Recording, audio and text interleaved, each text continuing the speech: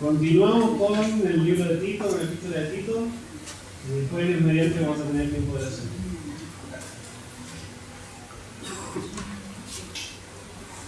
Les saludo para el Señor, hermano.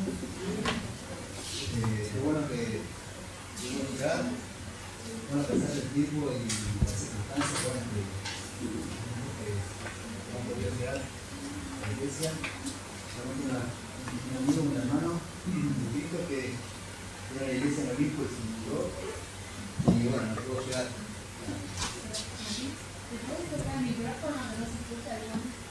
Ahí. Tengo miedo de hablar muy fuerte. Bueno, como le contaba, y bueno, nosotros tenemos la oportunidad hoy de acercarnos a la casa del Señor y poder estar en un lugar para, como decía la alabanza, de gratitud y de corazón. Mucha gratitud, no solamente porque nos podemos congregar, sino porque nuestra vida ha sido tocada por el Señor y bueno, ahí cambia nuestra vida. Eso es lo que apunta el Evangelio y es justamente lo que apunta la carta de Tito. No hablamos en Tito, vamos a Gálatas, capítulo 2.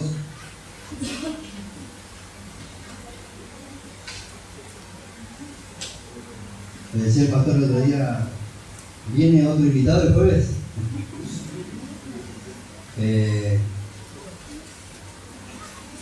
Así que ese día estaba nervioso y se me había ido de nervio y bueno, ya estaba un poco más controlado. Ahora sigo estando nervioso, así que ayúdenme con oración. Vamos a orar, que el Señor nos hable. Sinceramente eso es lo que quiero, eso es lo que anhelo en mi corazón, que Dios me ministre, que lo ministre usted también y que podamos entender el mensaje de Dios para nuestra vida de hoy. Padre, te damos gracias en el nombre de Jesús porque nos encontramos en este lugar para escuchar. Venimos con ese anhelo de que tú nos hables, de que tú quebrantes nuestro corazón, de que podamos llegar al arrepentimiento, Señor, si hemos pecado contra ti y si estamos yendo en contra del llamado que tú nos has hecho. Ayúdanos, Señor, a humillarnos frente a ti y reconocer que tú puedes restaurarnos, Señor, que tú puedes hacer lo imposible. Como decía el pastor hoy, tú puedes hacer lo imposible a nosotros.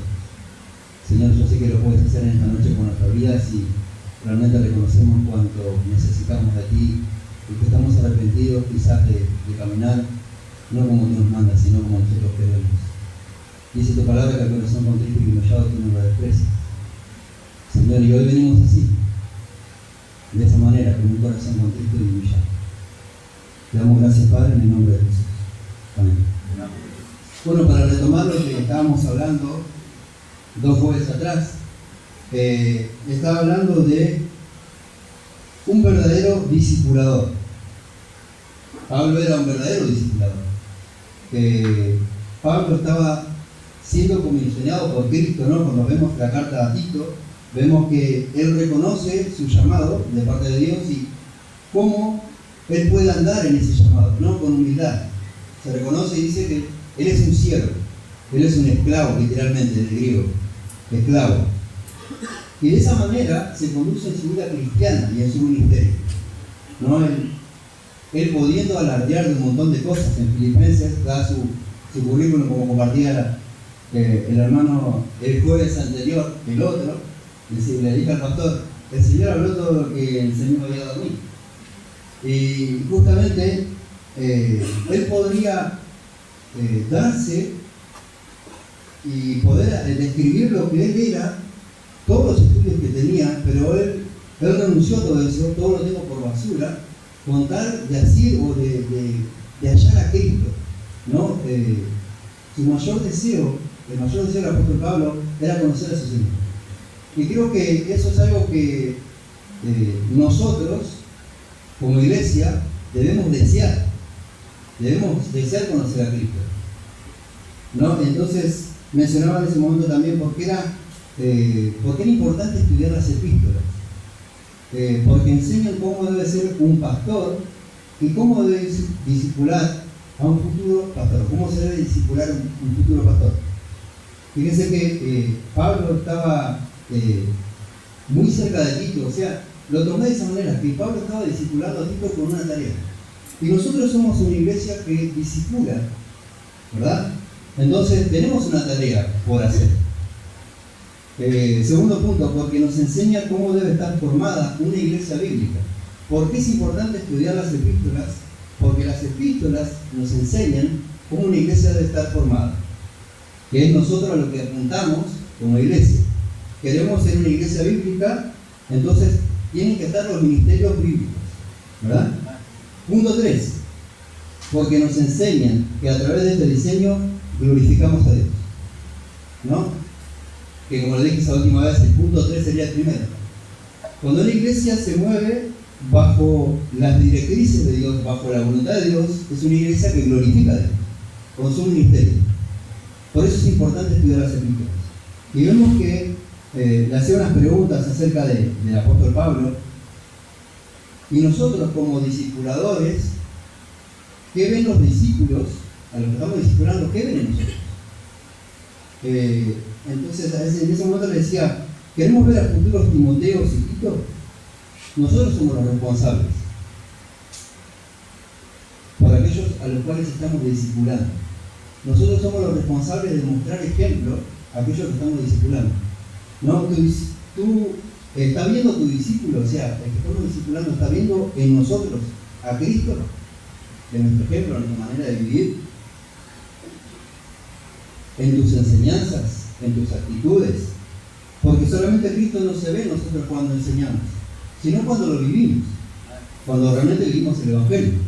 En tus charlas estás viendo que amas las Sagradas Escrituras.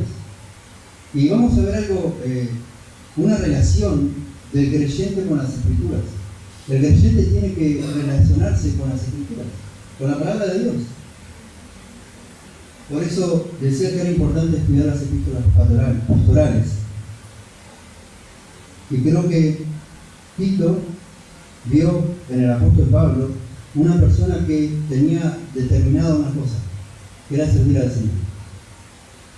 Y esperemos que los que estamos discipulando, los que vayamos a discipular, nosotros podamos ser ejemplo de eso. Que la meta nuestra sea servir a Cristo, adorar al Señor, y que lo hagamos para su gloria. Así que, así como el apóstol Pablo tenía la resolución de servir a Cristo y esa era su meta, creo que también era la misma decisión de Tito, por poder servir al Señor, porque alguien, esa persona que discipuló el apóstol Pablo, le mostró el ejemplo. Esta epístola, la de Tito, era la que escribió Pablo a su discípulo. Que nosotros seamos genuinos discipuladores no significa que siempre van a haber verdaderos discípulos. Pero nuestra tarea es que nosotros seamos genuinamente discipuladores. El resto lo hace Dios. ¿Amén? Entonces, ¿por qué le digo esto? Me estaba poniendo a pensar esto justo. Porque puse de título un discípulo verdadero. Pero vemos que Jesús tuvo un Judas. Al apóstol Pablo también le habían creado muchos males, Demas se había apartado, y vemos comúnmente en esto, pero nuestra tarea como iglesia es que nosotros discipulemos genuinamente, que seamos verdaderos discípulos de Cristo. La otra tarea le toca a Dios. Confiemos en eso, hermano, confiemos que nosotros hagamos las cosas genuinamente para la gloria de Dios, y el resto lo hacemos. Amén. Tito, otro amado y fiel colaborador de Pablo, que ejercía el pastorado en un lugar difícil.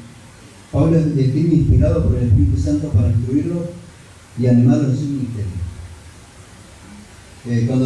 Cuando me puse a escudriñar la epístola a Tito, encontré un montón de verdades que antes no las había visto. Y estas verdades las quiero compartir con usted hoy. El tema central de esta epístola es sobre la organización y el gobierno de la iglesia, con la exhortación constante a la perseverancia en la verdad de la palabra de Dios y la fidelidad al Señor Jesucristo. Una iglesia que permanece en la voluntad de Dios es una iglesia que va a vivir el ejemplo de Cristo, va a ser fiel a Cristo, pero nosotros debemos permanecer en la verdad de Dios, en la palabra de Dios. Tito era un joven griego gentil, de padres griegos, a diferencia de Timoteo, que su mamá era del pueblo judío y su papá gentil. Vamos a Gálatas, capítulo 2.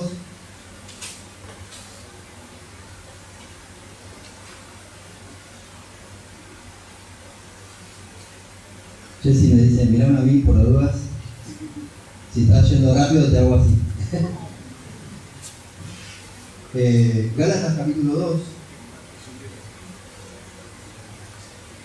Leemos, dice, mas ni aun Tito, que estaba conmigo, con todo y ser griego, fue obligado a circuncidarse. 2.3, perdón. 2.3. Gálatas capítulo 2, versículo 3.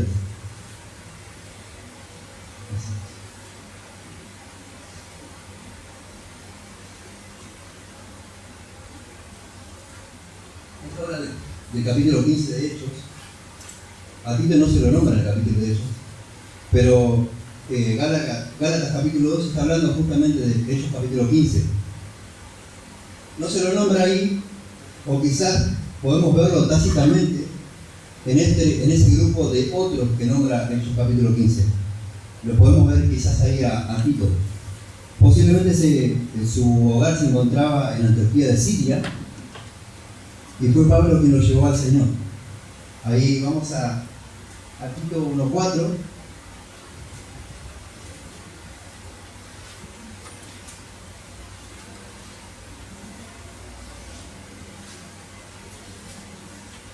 Tito 1.4 dice, a Tito, verdadero hijo en la común fe, gracia, misericordia y paz de Dios y del Señor Jesucristo, nuestro Salvador. Como le dije, el lugar al cual le tocaba a Tito era un lugar muy difícil, ¿no? Y pensaba con Jessy y decíamos, quizás Pablo habrá querido que Tito se pierda, o ¿por qué no habrá dado un lugar difícil, siendo que él fue un hombre fiel, ¿no? Entonces entendí que las tareas que nos han sido encomendadas han sido hombres fieles, hombres que van a permanecer a pesar de las circunstancias, ¿no? Y pensando en esto, pensaba en el pastor Matías, que nosotros somos un pueblo duro, que nosotros nos cuesta muchas veces obedecer un montón de cosas, pero el Señor va a responder conforme a la fidelidad de la persona que está enfrente. Y como decía Julio, me acuerdo que decía, el pastor, las ovejas son tal cual es el pastor. Y lo vamos a entender ahora más adelante. Fue Pablo que nos llevó al Señor. Sus padres eran griegos. Bueno, acompañó a Pablo y a Bernabé en el viaje a Jerusalén. Eso está en Hechos capítulo 14, versículo 24 y 15.2. Luego volvemos a hallar a Tito junto a Pablo en su tercer viaje misionero.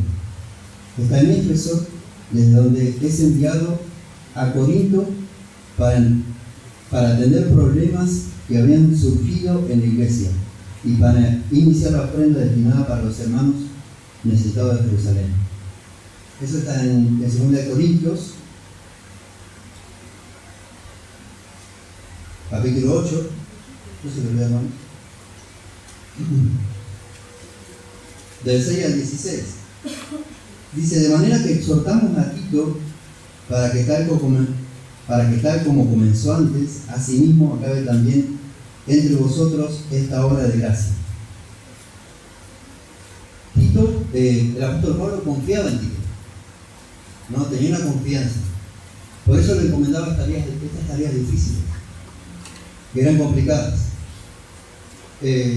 Al regresar de Corinto se reunió con Pablo en Macedonia, 2:12 y 13. Y ambos se consolaron y regocijaron de la reacción favorable de los creyentes en Corinto. Tito regresa luego a esa iglesia para continuar su misión y llevar la segunda carta del apóstol.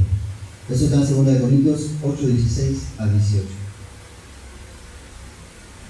El amor y la confianza que el apóstol Pablo depositó en este joven soldado de Cristo son evidentes, y en esto Tito es muy parecido a su compañero de la iglesia Timoteo.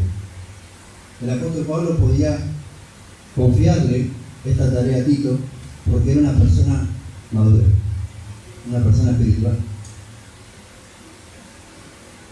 Vemos lo que pasa en la iglesia de Corintio, ¿no? Así como el pastor explicaba una vez cómo trataban a la iglesia de Corintio, cómo eran los hermanos de Corintio. Dios le encomendó a Tito una tarea difícil, pero también una tarea donde no solamente él iba a estar, no él iba a estar solo en ese lugar, sino que Dios iba a estar con él, ¿no? Que Dios lo iba a acompañar. Él entendía eso. Luego de la mención de Tito en Corintio, lo próximo que se sabe de él es el contenido de esta carta. Para ese tiempo Tito se encontraba en Creta, y evidentemente Pablo había estado allí con él. Lo dice el versículo 5, por esta causa te dejé en Creta. Algunos comentaristas dicen afirmar que después de ser liberado de su primer encarcelamiento, cerca del año 63, Pablo volvió hacia el este e incluyó a Creta en su lista, y allí dejó a Tito para ordenar y encaminar los grupos de cristianos, y al cabo de un tiempo llegaría su reemplazo, que está al final del libro, en el capítulo 3, Artemas o Tíquico. Y Tito debería ir al encuentro de Pablo en Nicópolis. Tito 3:2.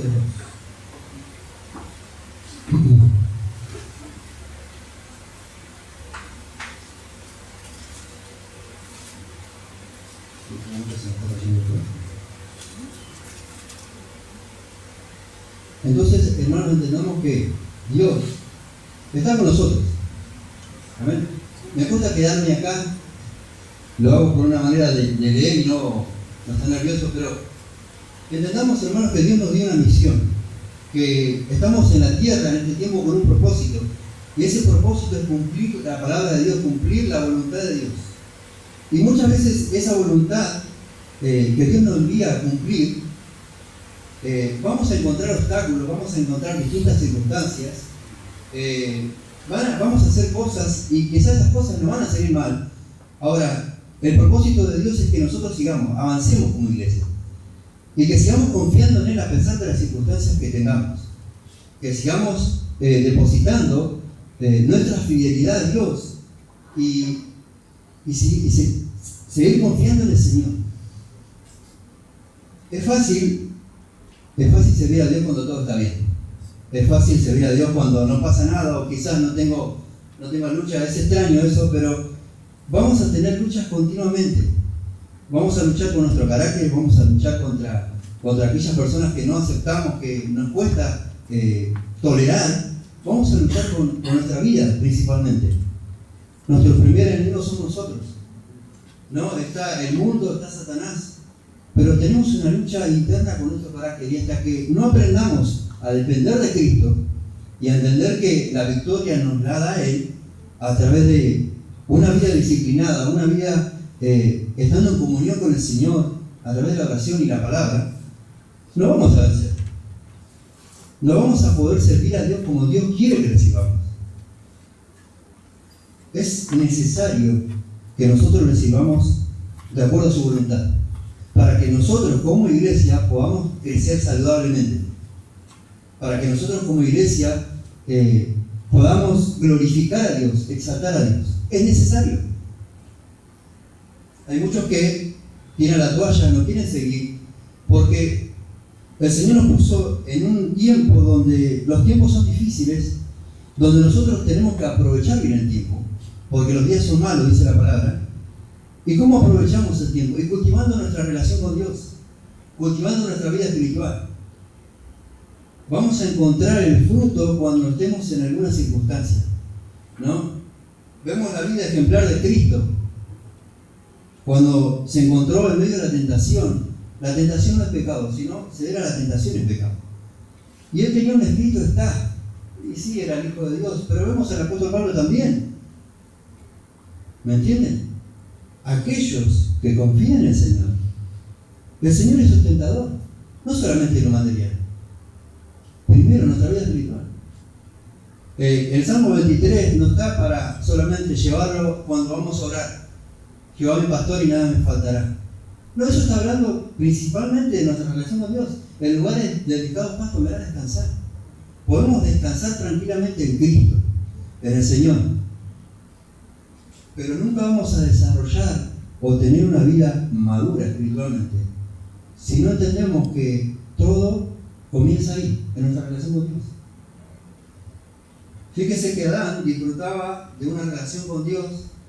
Él pecó, esa comunión, esa relación se fue, quedó obstruida, separada, y Dios tuvo que hacer un sacrificio para que Adán se pueda volver a comunicar con Él.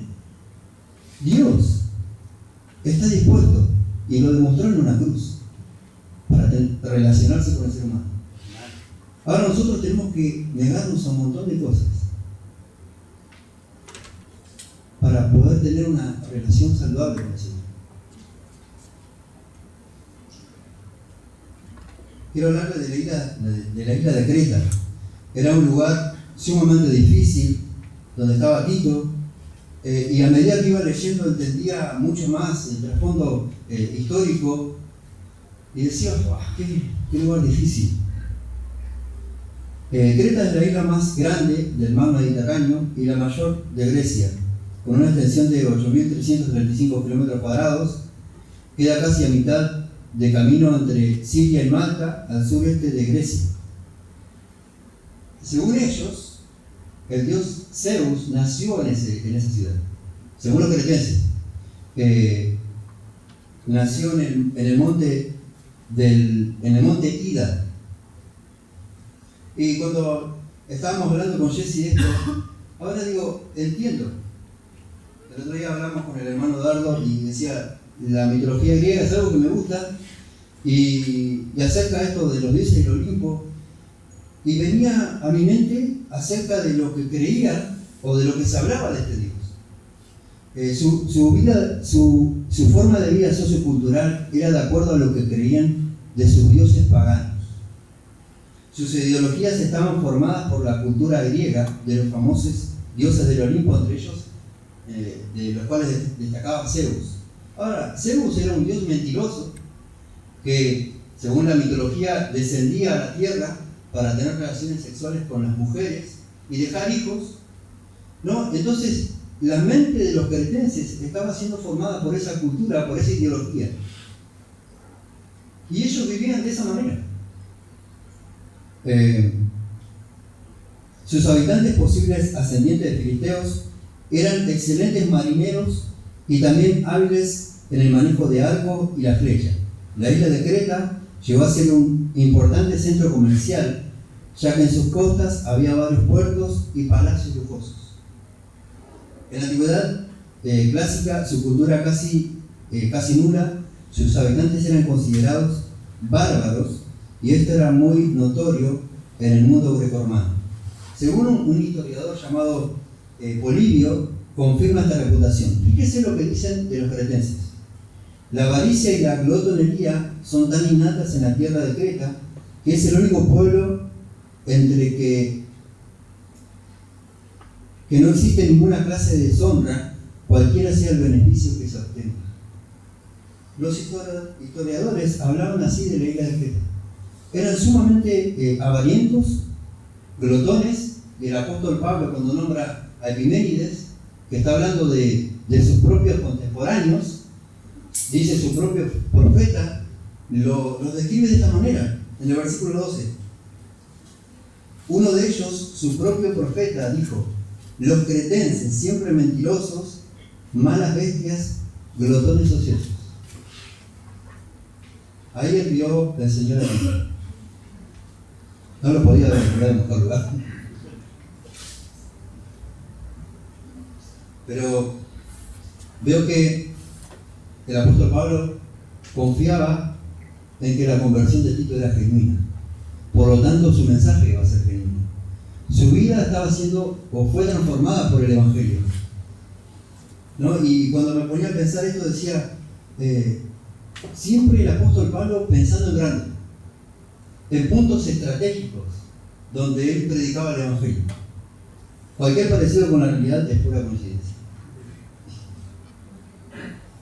El que no diga que es como de Creta, ya también. Aunque eran hábiles arqueros y marinos constructores y agricultores, tenían una fama superior por su mala reputación. ¿Se acuerda que en un momento Dios le dijo a Saúl que destruya todo lo de un pueblo? Y él hablaba y hablaba, pero el bramido de las ovejas gritaba más que lo que él estaba diciendo. Bueno, algo así era la isla de Creta. Las personas eran famosas por su comercio, como dice acá, eran arqueros sofisticados, pero su vida moral era peor, era baja. Pablo cita, bueno, le comenté eso. Las personas de alrededor empezaron a relacionar a la ciudad cretense con el estilo de vida que llevaban. De ahí una palabra conocida, el griego cretizo, o ser de Creta. Eran conocidos por su traición, violencia y corrupción sexual. Ahí era enviado este hombre de Dios, a este lugar. Y así como derivaba de este nombre, eran hombres mentirosos, eran personas calumniadoras, no le importaban el amor al prójimo. Ahora, el apóstol Pablo lo que estaba viendo era que ahí podía llegar el mensaje del Evangelio y transformar a los cretenses. Muchas veces nosotros ponemos impedimentos, ¿no? Y cuando tenemos que predicarle a alguien, viene el impedimento en nuestra mente y decimos, no creo que se salga esa persona. Pero tú puedes hacer cosas gloriosas. Abrimos nuestra boca, hablamos la palabra de Dios y Dios hace milagros. La salvación es un milagro. Y produce un cambio tremendo en las vidas. Pero acá está nuestro impedimento. Cuando no hacemos lo que Dios nos manda a hacer. Cuando no creemos que Dios puede transformar una sociedad que está hundida en la incorrupción, en la moralidad del mundo, en lo que a Dios no le agrada, nosotros somos aquellos que fuimos enviados por Dios para hablarle a la sociedad de que hay un cambio en Cristo. ¿Amén? Y es probable que el Evangelio llegara a Creta después del Pentecostés. Hechos capítulo 2 nombra a los cretenses. Cretenses y árabes les oímos hablar en nuestras lenguas de las maravillas de Dios. Desde la perspectiva del apóstol Pablo, Creta era una ciudad perfecta para formar iglesias. Mientras nosotros quizás podemos ver a una persona que está en contra de las leyes de Dios, en contra de la palabra de Dios, blasfemando a Dios, adorando a Gauchito Gil, adorando a un montón de cosas que no es Dios, el apóstol Pablo, cuando veía la isla de Creta, él tenía una visión aún mayor. La visión del apóstol Pablo es llegar con el Evangelio a ese lugar, y que de ese lugar, como era comercial y estaba en una costa, de poder llegar a muchos lugares. Esa era la visión del apóstol Pablo. ¿Cómo es nuestra visión? Con respecto al lugar donde Dios nos puso hoy. Con nuestra iglesia. Que el Señor nos contagie la visión del apóstol Pablo, para que podamos entender que hay algo más allá de estas cuatro paredes, que podemos llegar con el Evangelio a muchos lugares y que nosotros somos los responsables de preparar a Timoteos y a Tito. Dice, dado a su gran cantidad de puertos por todo el mar Mediterráneo. La visión del apóstol Pablo es de poder lograr un evangelismo masivo. No es nuestra misión como iglesia. No es poder alcanzar al perdido. ¿No es nuestra misión? ¿Qué estamos haciendo? ¿Qué estamos haciendo como iglesia? Como iglesia poder llegar a ser enviadora. Esa es nuestra misión. Eso es lo que el hermano, el pastor, descubrió el año pasado, de que podamos ser enviadores. Bueno, tenemos que caminar. Tenemos que caminar con Dios. Tenemos que esforzarnos en nuestra vida espiritual. Tenemos que anclarnos en nuestra relación con Cristo. Tenemos que ser fieles en eso. Dios robad al Señor de la mies para que envíe obreros a su mies. Lo estamos haciendo. Lo tomamos como asumido, sí, Dios conoce la falta que hay de obreros en esta iglesia, pero estamos orando por eso como iglesia. Estamos pidiéndole al Señor que envíe obreros a su mies. Nos estamos preparando, porque Dios requiere de eso, de nosotros, que nos preparemos, que lo busquemos con todo el corazón y llegar a cualquier rincón de la tierra con el Evangelio. ¿No es ese el propósito bíblico? ¿No es ese el mandato del Señor, ir y predicar el Evangelio a toda criatura? Y aunque muchas veces nos encontremos en muchas circunstancias parecidas, debemos creer en aquel que nos envió. Porque más allá de que Tito fue comisionado por el apóstol Pablo no lo envió a Tito ahí, lo envió el Señor. Amén. Entonces, si el Señor nos envió a donde estamos trabajando, o lo que está en nuestro corazón, confiamos, seguimos confiando en el Señor. Él va a proveer todo lo necesario. Pablo, luego de su encarcelamiento en Roma, visitó la isla de Creta por un breve tiempo, por lo que dejó a su amado discípulo ahí. Y hasta ese tiempo la iglesia estaba siendo guiada por líderes corruptos. Eso está en Tito 1:10 al 16. Habla de cómo eran estos líderes.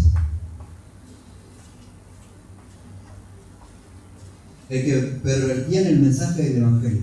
Al no tener un conocimiento preciso del verdadero Evangelio, porque estos falsos maestros influenciaban a los cretenses por sus creencias paganas, especialmente acerca de la vida de cielos. Estos falsos maestros estaban produciendo falsos creyentes. No eran genuinos los creyentes. Estaban influenciando para mal a la gente a la cual le estaban hablando. ¿Por qué? Porque estas personas eran falsas y estaban creyendo en toda su ideología acerca de Zeus y de su vida. No había un cambio en sus vidas, no había llegado Cristo a sus corazones. Entonces eso era lo que estaban hablando, estaban confundiendo a los que quizás llegaron de Hechos o cuando Pablo predicó el Evangelio en ese lugar. Por eso, en la encomienda del apóstol Pablo a Tito de que llegue a ese lugar y forme la iglesia.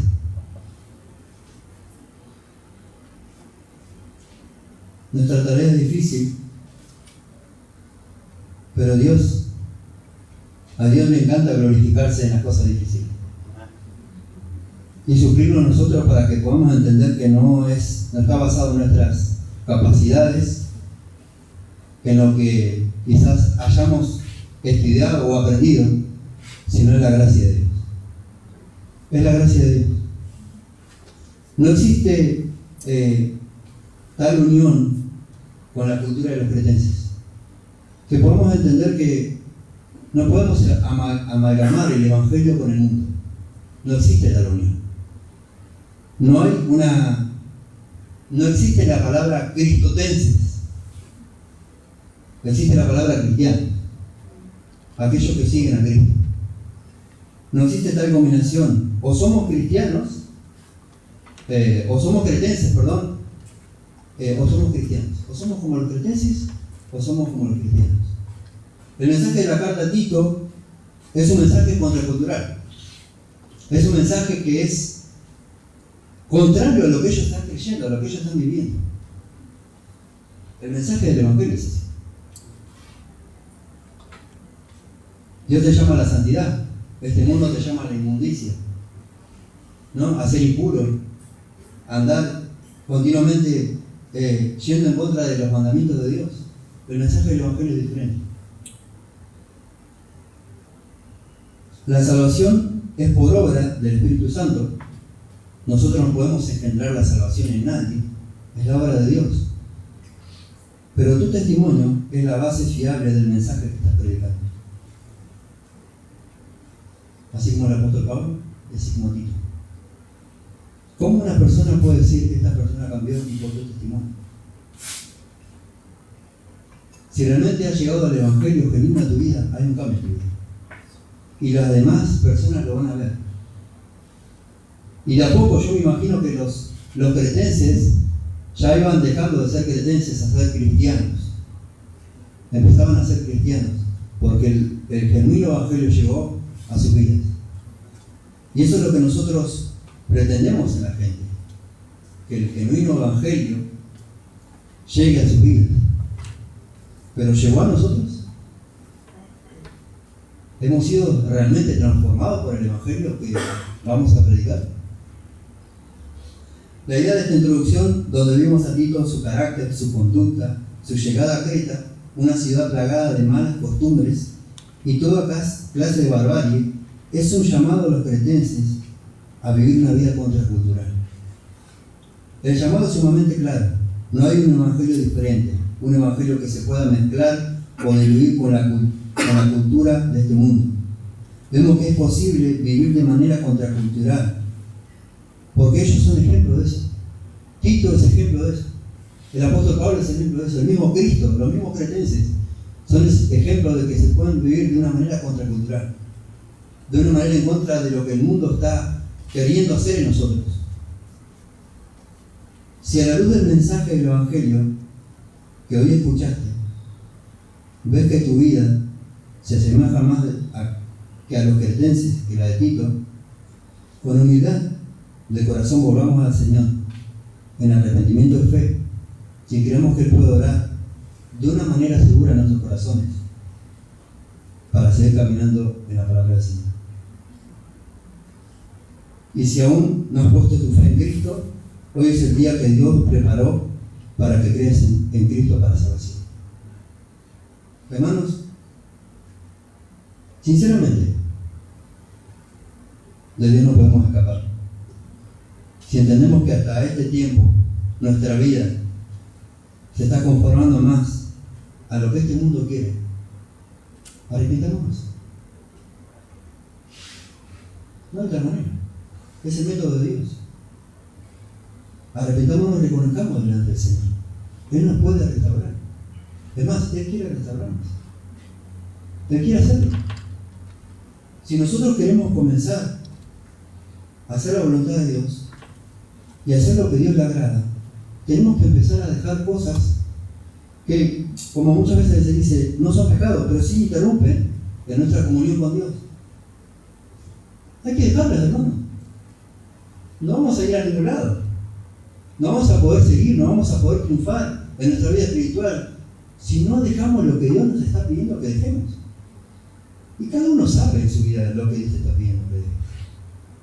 Si escudriñamos la Escritura, escudriñamos las palabras de Dios, Dios nos habla.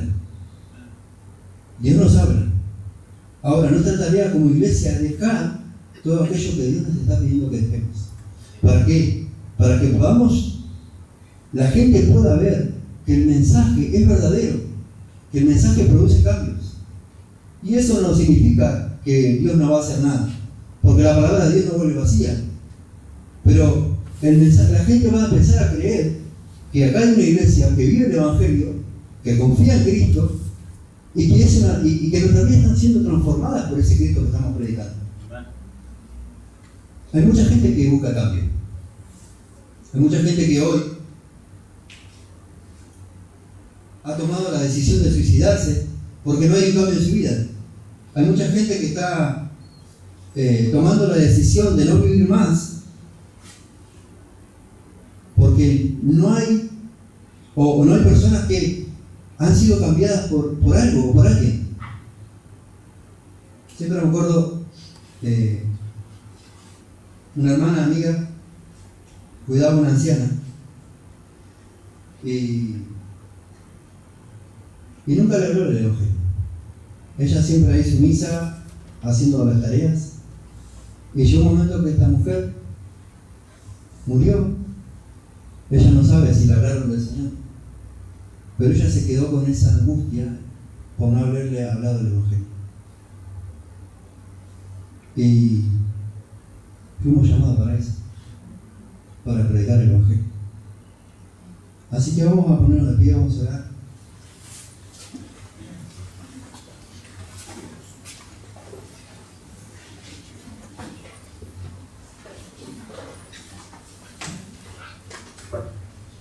Estoy seguro que si estás meditando la palabra de Dios, cultivando tu vida en tu relación con el Señor, con Cristo, tu vida está siendo cambiada, tu vida está siendo transformada. Pero si no, se deja ver. Tu carácter se deja ver. Tus decisiones se dejan ver. Lo que estás haciendo con tu vida espiritual se deja ver. Con tu vida secular se deja ver. Así que, hermanos, como les decía, podamos acercarnos sinceramente al Señor y pedirle perdón. Si hemos notado a través de esta palabra que nuestra vida está más conformada a las creencias que a Tito, un verdadero discípulo. Que le pidamos al Señor misericordia, que nos ayude a hacer lo que a Él le agrada. Oramos. Padre, te damos gracias esta noche porque podemos escuchar tu palabra, Señor, libremente, escuchar lo que tú quieres para nosotros, lo que tú deseas hacer en nuestra vida. Señor, primeramente yo me arrepiento, Señor, porque muchas costumbres en mi vida me cuesta dejar, pero entiendo, Señor, que a través de la comunión, a través de mi relación contigo, a través de la comunión con tu palabra, Señor, tú me das la fuerza, Señor, para poder triunfar, para ser más que vencedor. Ayúdame cada día, Señor, a mostrar ese ejemplo de mi vida, el ejemplo de Cristo, el ejemplo de una vida transformada por el Evangelio, Señor, que predico. Señor, que la gente pueda ver en mí, Señor, que realmente mi vida está siendo cambiada por Cristo. Y que la gente pueda entender que sí hay vida en Cristo, que hay un cambio en Cristo. Señor, pero no porque solamente lo estoy predicando, sino también porque lo estoy viviendo en mi vida diaria. Señor, en las cosas que hago, en las cosas que pienso, en las cosas que veo. Señor, ayúdame a serte fiel, a honrarte en toda mi vida. Señor, a darte la gloria en cada cosa que haga, en el trabajo, en cualquier circunstancia. Ayúdame cada día, Señor, en moldear mi vida a la imagen de Cristo. Te honramos, te damos la gloria y todo el honor en el nombre de Jesús. Amén. Gracias, Martín. Tú me siento un momento, por favor. Tenemos suficiente tiempo como para tener oración. A propósito de lo que Martín acaba de compartirnos de la palabra de Dios, entonces va a ser uno de nuestros motivos de oración hoy, que el Señor nos ayude a hacer una iglesia que impacte con nuestro testimonio. Amén. Tengamos vidas, que vivamos vidas transformadas para poder impactar en nuestra comunidad y más allá, ¿sí? Y a otras comunidades también. A propósito de eso, antes que me olvide, voy a anunciar que el hermano Pablo Regueiro está